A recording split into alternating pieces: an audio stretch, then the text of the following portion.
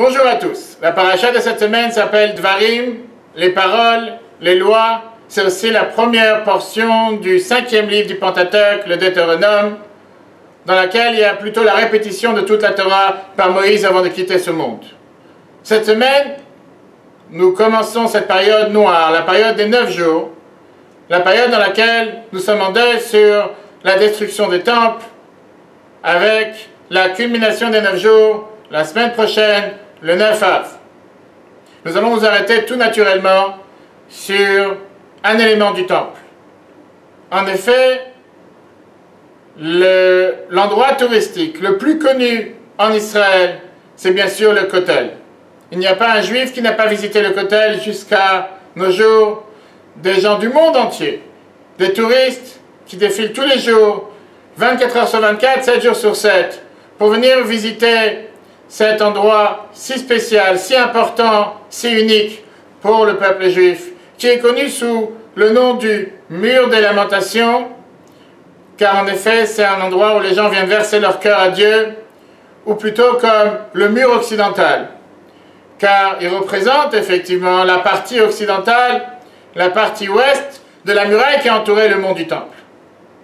La question qui est demandée, c'est apparemment aujourd'hui, quand on regarde le Kotel, ça fait de la peine plus qu'autre chose.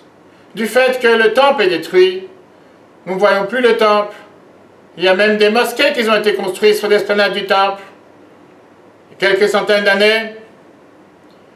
Alors que le temple que le roi Salomon avait construit il y a près de 3000 ans n'est plus là, le deuxième temple ne c'est plus là. Alors quelle est cette importance du Kotel? Qu'est-ce que nous cherchons en venant prier au Kotel? Si on peut dire la spécialité du temple, c'était bien sûr l'Arche Sainte. L'Arche Sainte dans laquelle se trouvaient les tables de la loi, les tables qui ont été confectionnées par Dieu lui-même, remis à Moïse lors du don de la Torah au Mont Sinaï. Les premières ont été brisées suite à la faute du veau d'or. Les deuxièmes sont restées en entier dans l'Arche Sainte, puis le Sefer Torah, le rouleau de la Torah. Qu'est-ce qui est devenu de cette Arche Sainte? Où a-t-il disparu? Le grand mystère. Nous savons tous qu'il n'est pas chez des étrangers, car la seule fois dans l'histoire qu'il est parti dans les mains des étrangers, ça ne leur a pas fait beaucoup de bien. Chez les Philistins à l'époque, il y a eu beaucoup de morts du fait qu'ils ont osé toucher Aaron, l'Arche Sainte, et donc il est tout naturellement revenu vers l'endroit où se trouvait le temple. Et donc pour comprendre qu'est-ce qui s'est passé avec l'Arche Sainte, on doit remonter à 3000 ans en arrière, lorsque le roi Salomon a construit le premier temple, a préparé depuis le départ 2 endroits où allait se trouver cette Arche Sainte. Un endroit bien évidemment dans le Saint des Saints, son endroit idéal, et le deuxième endroit dans les souterrains du mont du Temple. Un endroit dans lequel il pourrait éventuellement être caché en cas de destruction, puisque le roi Salomon savait très bien que c'est quelque chose qui allait arriver. Alors, où se trouve exactement cette Arche Sainte aujourd'hui? Dans le mont du Temple, dans les souterrains, quelque part, ça peut être à quelques dizaines de mètres du Kotel, voire quelques centaines de mètres, mais dans son emplacement idéal. Une fois que le roi Salomon a construit le temple, quelques centaines d'années plus tard, 50 ans avant sa destruction, le roi Yoshiyahu a compris que la destruction allait arriver, et là il s'est mis à chercher l'endroit que le roi Salomon avait préparé en avance pour pouvoir cacher cette Arche Sainte, et il a enfui cette arche pour le cacher, afin qu'il ne soit pas détruit et qu'il ne disparaisse pas. Et donc en réalité aujourd'hui, quand nous allons prier au Kotel, c'est pas juste un mur de pierre de taille de Jérusalem, mais c'est vraiment l'endroit où se trouve l'essence même de la divinité, l'essence même de ce qu'il y avait dans le temple.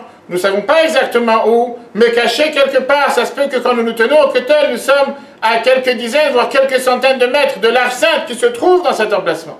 Même si toute la structure du premier temple et du deuxième temple ont été détruites, néanmoins, la Shrina, la divinité, est toujours présente au Kotel. De là la raison pourquoi le peuple juif du monde entier converge vers le Kotel.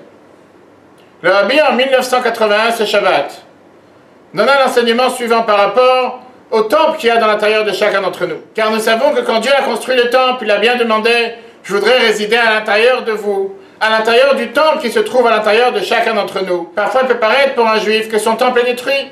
Il n'apprend pas la Torah, il ne pratique pas les mitzvot. À la surface, peut paraître qu'il n'y a plus de temple. Vient l'enseignement que le Kotel nous enseigne, que même si à la surface, le temple n'est pas présent, dans les souterrains du mont du temple se trouve l'Arche sainte. Dans le fin fond d'un juif, il y a sa neshama.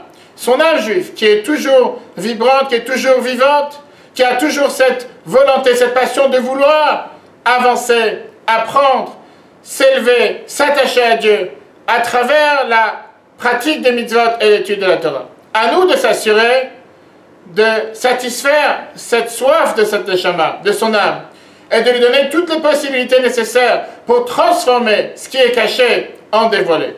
Que Dieu fasse que nous méritons encore avant la fin des périodes du 9 jours, avant Tisha B'Av, le 9 Av, la reconstruction du temple. Et à ce moment-là, ce jour se transformera en jour de joie et d'allégresse, très rapidement avec la venue de Mashiach.